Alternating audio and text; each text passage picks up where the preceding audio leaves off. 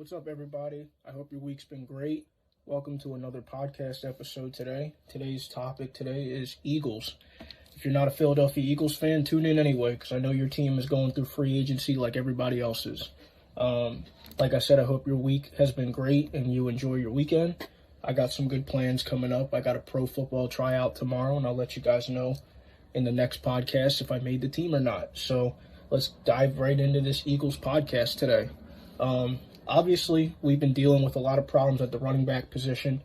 I'm not really with this running back by committee stuff, and I don't think anybody else is. I think we want to solidify number one.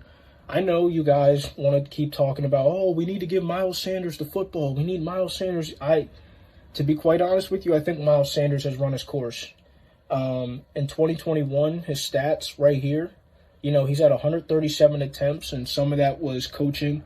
I know Nick Sirianni didn't run the ball until midway through the year, and I know obviously his attempts should be higher, but somebody of his caliber should not be finishing the season with 754 yards. He's not even in the top 10 for yards and attempts, and that's a disappointment.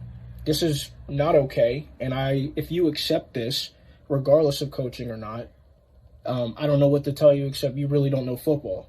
The dude finished with no touchdowns, literally 49th. He ranked 49th this past year in runs, and obviously that's not going to get the job done. But when he ran the ball, he averaged almost 6 yards per carry, which is great. But when you don't hit pay dirt and you get in the end zone, I don't have use for you no more. Now, you ask, what do we got? We got Gainwell, we got Boston Scott, and we got Jordan Howard. Jordan Howard, a lot of you people forget, was a Pro Bowler. The dude averaged, he was right behind Ezekiel Elliott and literally came into the league the same year as Zeke. And he's also a Pro Bowler. So we have a Pro Bowl running back who's meant to be running in between the tackles. We don't need a flashy guy. We don't need running back by committee. You can literally get the job done with Jordan Howard. The issue with Jordan Howard is that we sit here and go, he's injury prone. That is true. So when you hear that, knowing that running backs are injury prone, you have to take your chances. So that's why I think we should get rid of Miles, because I don't want to pay him top dollar, down the line. I think his inability not to catch the ball out of the backfield and drop passes is starting to hurt us.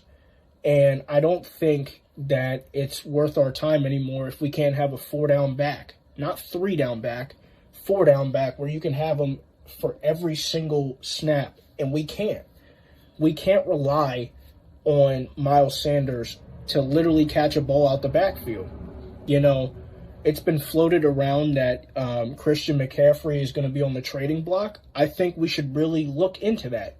And you say, we're just getting somebody else who's injury prone, but he's a generational running back. And you don't pass up the opportunities when he's on the trade block. And our offensive line is way better than the Carolina Panthers, meaning he won't get as injured playing for us as he was with the Panthers. We say, that's great that we want to pass the ball, but we're going to need a quarterback. I know we'll get there. I got a quarterback, that I'll talk about a little bit later, and everybody will have their opinion. But, the running back position is starting to get on my nerves a little bit, and I think everybody in Philly can feel the same way. Miles Sanders was a good pick at the time, but his inability to grow as a modern running back to catch the ball out the backfield has now plagued us to the point where we have 3 different running backs for 3 different, types of plays: pass, run, play action, and blocking. We need one who can do all of that so we're not predictable on the offensive end. And I know it's hard when we have a quarterback that can't throw, and we got these fans in Philly that are sitting here, giving Jalen this weird loyalty for no reason and say, give him another year. I'm not going to give him another year, because at the end of the day, you can't get to the league and not be able to throw the football. You need a quarterback that can throw. I don't care that you can run and you squat 600 pounds and deadlift 896.21 pounds. I don't care. If you don't have a quarterback that can throw, you're not going to win. But if you have a quarterback that can throw and your running back can't catch, that's one less person you can rely on, and that's just a waste of money on your payroll. So, honestly, I think Miles Sanders' time is done, and I just don't think that, the energy that I'm seeing with him in his body language, regardless if we're calling run plays or not, is healthy for this team long term. I don't foresee him being with us long term. I really don't. And people say, well, what about Melvin Gordon? What about Melvin Gordon? He's had injuries too. So when we sit here and say, take your pick of an injured running back, it's like, you have Miles Sanders, who was injured this year. You have Melvin Gordon, who's been injured when he played with the Broncos. And you have Christian McCaffrey, who's also been injury prone. And if you ask me, what injury prone running back am I going to take, because we act like all these running backs will never get injured, I mean, just look at the Rams and Todd Gurley. Todd Gurley was the best running back in the game until he literally injured himself out of being the top running back in the league. So this notion of a perfect ideal world is non-existent. So if you were to ask me straight up who would I want, I would want Christian McCaffrey. Christian McCaffrey is the best running back in the league, in my opinion, when he's moving downhill. And I think, when he's in the open field, he's virtually unguardable. Or uncoverable, excuse me. I don't think there's anybody better than him in the league. And you say, well, there's the caveat when he's injury free. Like I just stated, all these running backs are not injury free, meaning I have a choice of which one I want. I want McCaffrey in the long term, because at the end of the day, we'd be in the same position with Miles Sanders, Jordan Howard, anybody else. We'll just go back to running back by committee. But when you have guys like, take, for instance, Christian McCaffrey or Saquon Barkley, you can't game plan, because literally you sit there and say, well, what can he do? He can block. He can go out and run and get a screen. He can literally do a swing pass and turn it into a 30-yard, run, reception, whatever you want to call. He literally opens the game for guys like Dallas Goedert, Devontae Smith, Quez Watkins. That plays into our role of a hybrid offense, of a vertical run pass type of offense, a running gun type of offense, and that becomes virtually unstoppable. And then, the next person, you want to address to be able to have that is wide receivers. And in my opinion, I think the next best guy that we should get on the open market is DJ Chark. I know everybody is questionable about DJ Chark, or Shark, however you say his last name. I know he's been injury prone as well. But the kid is young. You don't have that many guys you can choose from in the offseason. And everybody's like, well, Calvin Ridley wants to come play with, Jalen Hurts. I don't care who wants to play with who. Jalen Hurts is not going to be our long-term quarterback. So if any receiver comes here, I'm guaranteeing you that Jalen Hurts is not going to be the quarterback when those guys are here. So you can want to come to Philly, but you're not going to be playing with Jalen Hurts. I'm sorry. DJ Chark is a very versatile wide receiver. Yes, he's also injury prone, but the kid's tall. He ran a low 4.4 at the combine. He's fast, and everybody forgets in 2019 he was in the 1K club. And he had 8 touchdowns. And then after that, he got hurt and all this, and he went down to 700 yards, and this past year went to 154 yards. And he averaged 22 yards per reception. And I get it. You're running a risk of somebody being injured all the time. Do you really want that? We just went over it. You can't have a perfect system where nobody's hurt. You're playing the most physical, violent game on planet Earth, and you're going to expect these players to just fall in your lap, not injured. I know a lot of you guys are not athletes, but you need to understand that there's no such thing as a healthy football player. Every football player is injured. They just don't tell you. So you take your pick. Oh, I want Mike Thomas. I want Michael Thomas. I want Calvin Ridley. Okay, that's great. You can have all those guys, but you need somebody on the outside. You need somebody on the outside who can literally, you don't even need a guy who can blow the top off the defense, because you got that in Devontae Smith. And while I'm at it, we're getting rid of Rager. I'm not with this no more. Rager's got to go. His inability just to be, I don't even know. He's got to go. I'm not with that. Put Quez Watkins in his spot and move Rager out. That was a terrible pick. Move on, cut your losses now. But DJ Chark literally can be that guy on the outside, like an Alshon, that we need, but way younger and way more versatile. He was a Pro Bowler as well. You also have to understand that. So people want to say, well, he was a one-time Pro Bowler. He's not the same no more. I don't care. Obviously, he was a Pro Bowler for a reason, and you got to respect that talent. And you say, well, I want Calvin Ridley. I don't care what you want. You need to go for fit. Who's your big physical receiver? You have none. So you need to go get the position and, the prototype for what you need. And we need a physical receiver who can run by people and run the whole route tree. DJ Chark is that. I would run another chance at him, knowing that the Jacksonville Jaguars are not going anywhere, even though they just got our old coach, Doug Peterson. I think DJ Chark is just a better option, and you don't have to bring him in on a 4 or 5 year deal. I don't even know what his contract is. Even if he's on a 1 year deal, that's still the type of guy Howie goes for. A guy on 1 to 2 years left, and you don't really need to do anything. And you say, well, what happens if he gets injured? Well, that means more minutes for Quez Watkins and John Hightower. And that's what we want. We want to develop these young guys and bring in, a couple veterans here and there and, make the best out of the situation that we're in. And I think that DJ Chark could be a great addition to us, and he looks good, When you look at his highlights, the man has talent. You cannot deny that. And you say, well, Calvin Ridley's got talent too. But do you really think that they're just going to give up Calvin Ridley? You're going to give up first-round picks? No, I'm not giving up first-round picks for Calvin Ridley. I'm not. I'm just not. I'd rather spend our first-round picks on a quarterback, which leads me into what, everybody's been watching the past couple days, this past week and a half, is Kyler Murray. I think Kyler Murray should be on the Eagles' radar. And I know, wow, you're going to get a guy who basically is like Jalen Hurts. Let's first off state, this man is a better thrower of the football than Jalen Hurts ever will be. And this man doesn't like the way that their team flamed out in the playoffs. The way that we flamed out in the playoffs is not having a quarterback that could throw the football, meaning we had to literally run the ball every single time, meaning we were predictable. And we're going to sit here and say, well, I don't want him. The way I don't care what you want. Like I said, last year, Kyler Murray put up almost 4,000 yards in the air. He threw 24 touchdowns to 10 interceptions, and he had almost a 101 complete quarterback rating. Jalen Hurts isn't on that level, and Kyler's young, and he's looking for an extension. You give Kyler Murray to our team, you get Christian McCaffrey in the backfield, you have Dallas Goedert, whoever else tight end, because we still need to address the tight end position. I don't know who we need to get. Comment below who you think we should get.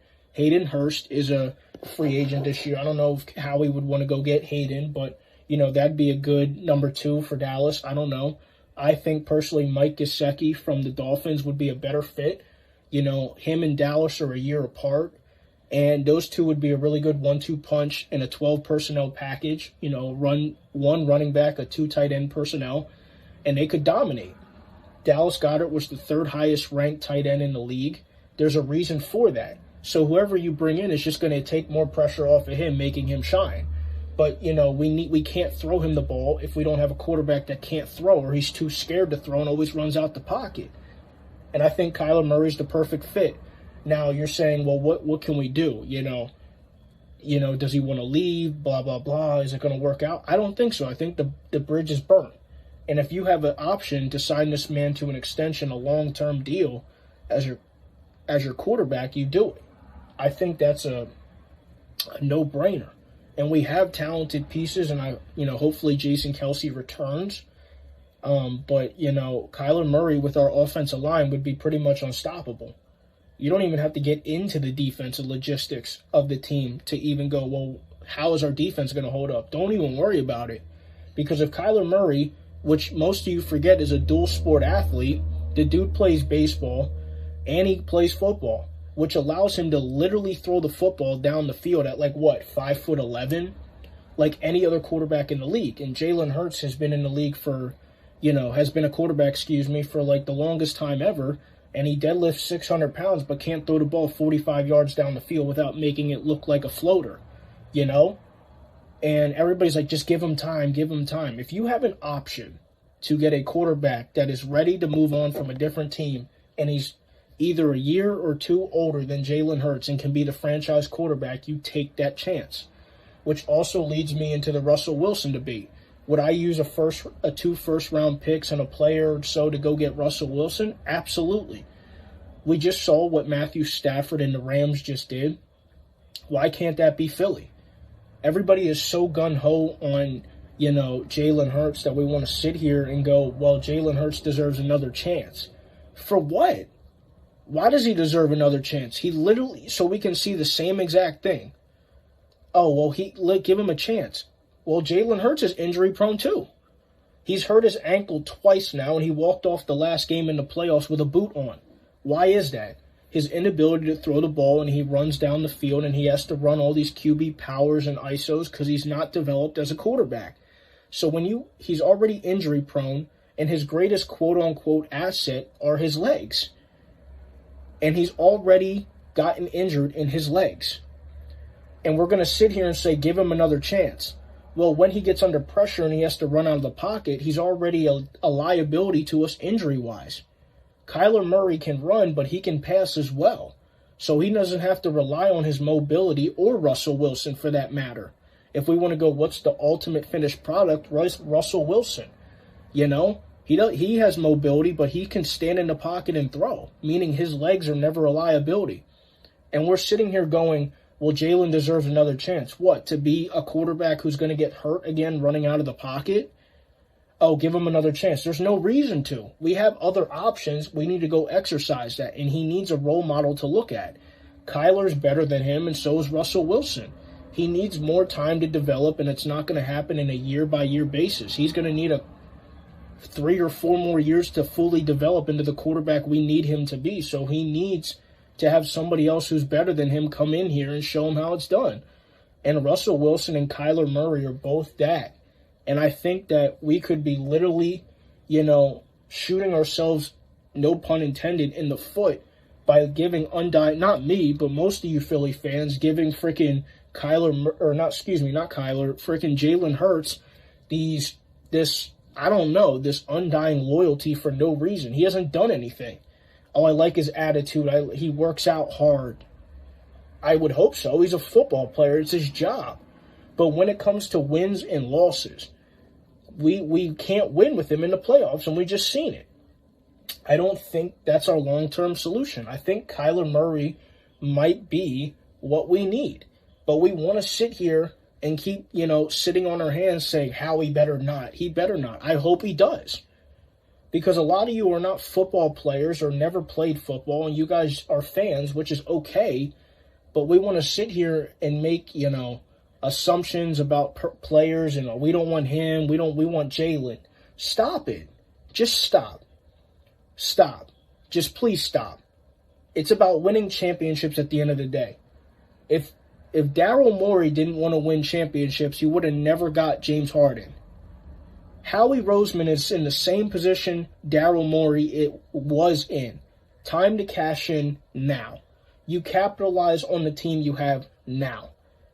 And this is why he gets paid the big bucks, even though he has made some questionable calls over years. J.J. Arcega-Whiteside is one. I'm still trying to figure that one out. This is why I say if we get DJ Chark, which is what, quote-unquote Arcega-Whiteside is supposed to be, we can move off of him and, Rager and go get something in return, like maybe picks or, a good quality backup corner or something from another team, But, we want to sit here and, blame Howie for all of our problems instead of looking at the actual players that are putting the production on the field and going, I don't know. What does your eye test tell me? What does my analysis as a football player tell me about Jalen Hurts? He's strong. He's got leadership ability. The man can run like Russell Wilson, RG3, Lamar Jackson, not on his level, but can run and be mobile like him, but he can't throw the football. And people say, well, give him another chance. Even when he was coming in, for Carson Wentz, when he couldn't throw the football, he still was missing throws. And you're like, well, don't give me that excuse. Oh, well, in college, he got benched because he couldn't throw the football. It's like, I don't want to say no disrespect, but it's no different than having Ben Simmons on the floor and he doesn't want to shoot the ball. Jalen will throw the ball. It's not an inability to want to throw the ball. He just can't. And neither can Ben Simmons shoot the ball. And we're going to sit here and say a guy who cannot throw the football should be our quarterback, just like a guy who can't shoot a basketball be our point guard. That's ludicrous. And I just don't think we are, in a position to be going, oh, well, we need Jalen Hurts. Kyler Murray is a franchise quarterback. He had DeAndre Hopkins. He had all the people. He had Christian Kirk, Zach Ertz, everybody that you could think of that would make a guy stay. He lost in the playoffs because he didn't like the way that he went out. Does he have his faults as a quarterback? Abso-freaking-lutely. But I am not going to sit here and not run the table with Kyler Murray and sit back and have Jalen Hurts another, 3 years to see the same thing? We want to see steady progress. I don't want to see steady progress. I want a quarterback who's going to come in, throw to the open receiver, check down when you need to check down, and hit a deep bomb. I'm not here to see a guy spin and do 360 spin moves like he's in a freaking NBA 2K video game to just run out of bounds. Like I'm not here to see that. And I don't think any Philadelphia fan, a real fan, wants to see that. Or anybody who's, a fan of their team. They don't want to see that. So if you don't want to see that, why not go get somebody in free agency that can do what you need them to do? It's not a hard concept. It's really not. Which also brings me into somebody that was a wild card that I know a lot of people don't know about on the defensive side of the ball. And that's Justin Simmons. Justin Simmons is a free agent from the Denver Broncos. We need a free safety. And I think McLeod's time is done, or we can move him to strong. I don't think Anthony Harris is our long-term solution. And I'm not really a big fan of Anthony Harris. He really doesn't do nothing at all. He comes in late like Alex Singleton and, gets a couple, tackles here and there. And I'm just not with it. I'm not. But there is somebody that we could trade for. Justin Simmons. Justin Simmons is a versatile free safety that can play in the box a little bit like Malcolm Jenkins. He's a great tackler. He makes good open field tackles. The man was a Pro Bowl safety. He has a cachet in the league, but he plays for a trash Denver Broncos team. And we don't have a safe. We can't sit here and go, oh, we don't have anybody that we can really rely on at the safety position. And I don't think we do. I think with the way that Jonathan Gannon, who I don't want as our defensive coordinator just as much as everybody else, believes we actually have a full good team to actually do what we need to do in his scheme. We don't. I don't think we do. And I think Justin Simmons could bring added spark to this team and adds another Pro Bowl-esque type of player that can get the job done. He can blitz. He's a big hitter. He can cover. And, he knows what he's doing, and he's just not going to screw up like that. Like a couple of our, players blowing coverages when we're running zone half the time because we're too afraid to run man because we don't have the personnel to do it. Justin Simmons can do that. I know he's 28, and everybody wants to say, oh, he's old. Free safeties last a little bit longer in the league than most people want to give credit for because they're not really hit-stick type of guys no more. Justin Simmons can lay down and literally run people over and hit-stick them too. So, he has that ability, but he plays smart. And that's what this system needs, smart guys. And he's one of them. And would you say, would you get rid of somebody to get him? Yeah, for sure. I would trade Fletcher Cox for him, for sure. Fletcher is a 30-year-old guy who has this attitude problem that he doesn't got to put work in, and he didn't do nothing for us in the playoff game at all. Hargrave was a Pro Bowler this year. Josh Sweat was a Pro Bowler this year. Brandon Graham will be back next year. There's no need to keep a 30-year-old man who's got a huge salary and a huge cap hit to keep on our team. I'd rather trade that in for somebody who could give me immediate production on the field. Justin Simmons provides that.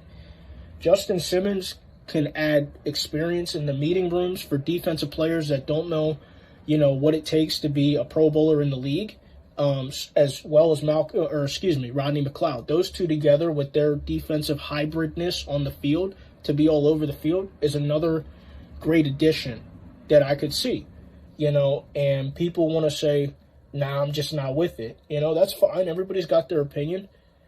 He just signed a 4-year, $61 million deal, meaning he'll be here until what? He's like 33, 34, somewhere around there. Yeah. So, I would rather keep him for the long haul than have Anthony Harris on a 1-year deal. Justin Simmons, I think, could be a very good addition to Philly. That moves me to Fletcher Cox. Look, I know everybody in Philly wants Fletcher Cox to stay, but I'll just say this from a personal opinion. I don't really tolerate people who had cachet back in the day and failed to live up to it, but want to make excuses and say to people, oh, well, I've been here for this amount of years, therefore I deserve, not to put in work. It's been reported that Fletcher Cox is, the team and their staff are very afraid that he's not taking care of his body. And that's your number one job as a football player, your body. You need to make sure that you're healthy. And, I'm ready to move off of him. He's got too big of a salary for somebody who's not giving us any production. Really. He didn't change a game like Aaron Donald in the playoffs. He didn't change a game like Khalil Mack, before he got hurt. Everybody's like, oh, well, he did become a Pro Bowler. I know he was disruptive. But Hargrave and Milton Williams, bring a different type of energy that is needed for youth on this defense. And people say, well, what veteran do you have? Brandon Graham. He's still here. I guarantee you we'll probably let Kerrigan go. But it's time for the young bucks to get their shine. We can't keep having a 30-year-old man on our team who's not really producing. He's not. He's his sour attitude, his I don't want to play, I don't like the way I'm not being utilized. I get it. But your job is to show up and show out every day that you're here. Not throw a hissy fit and not put in the work that you're supposed to be great. And I don't think long-term this is going to be a fruitful partnership, because if he's acting like this, immature, like a 2-year-old, that could either mean a terrible divorce or just a guy who's insubordinate and we don't have any trade, partners that want somebody who's not going to be attentive and somebody who's going to be all there physically or mentally and rely on him down the stretch because he doesn't take care of his body. I don't know. Let me know what you think about Fletcher Cox. I don't know. I don't think he'll be good long term. But Javon Hargrave is a problem, and I guarantee you the Steelers are probably upset for letting him go or not signing him. He's a problem, and Milton Williams got speed for days, and he a big boy too. I didn't think he could move like that. That's kind of it. That's really impressive. Fletcher has people that are already Pro Bowlers in his position, and he didn't even up his resume this past year. So tell me how Javon Hargrave became a Pro Bowler in the same spot that Fletcher Cox was in, but he played less snaps. So you're telling me it's acceptable behavior for somebody to play less snaps than the so-called Pro Bowler, once-in-a-lifetime defensive, nose tackle, who played more snaps than him and has cachet.